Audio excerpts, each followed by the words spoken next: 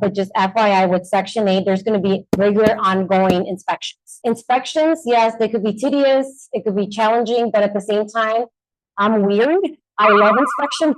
I know they could probably prepare things, but you know what? As a housing provider, I'm able to go in and see my units and see how the unit is. And because sometimes tenants, as much as we could work with them and you emphasize that they need to tell you to report a maintenance request, sometimes they don't.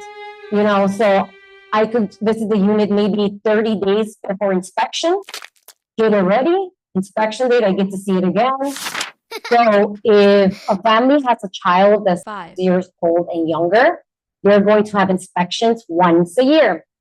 If the child is 6 years old and older, then they're going to be every 2 years. Okay, so keep that in mind. Obviously, as a housing provider, you get to set your own policy, and if you're required to go visit building every 6 months, that's on you. But definitely try to have a habit of doing that. Don't just collect Section 8 funds. Just make sure you take care of your property. So just keep that in mind. If a regular annual inspection, if you did the first inspection and you failed, and then 2 weeks later you have a second inspection and you failed, and they will stop payment.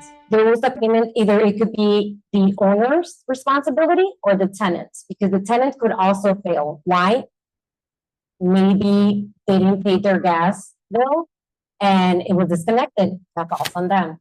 If it falls on us, it could be the paint, just the items that Juan mentioned. So it could go either way, because most of my tenants, they don't want to leave. They tried, honestly, they work with us to make sure we pass, but there's not that situation that is not always the case. So keep that in mind. There's another benefit, vacancy program. So the way it works is that if you have a current tenant that needs to move out, and then you get a new tenant that's Section 8, and let's just say that the property was vacant for 2 months, and you passed the inspection with your last tenant, and then they left. 2-3 months later or 6 months later, you go ahead and you get a new tenant and you pass the first move-in inspection, then you could apply for a vacancy payment. And once the new tenant gets moved in, Section 8 will pay you up to 2 months. Yes, so that's a good benefit. We haven't been able to use it because, well, our tenants, they don't want to leave. I don't want them to leave too. So we're going to talk about some cons. ABC, so Section REI rentals. We'll cover the process in detail, inspections, going through the rent determination process. And then some other ways that we've been utilizing to maximize profits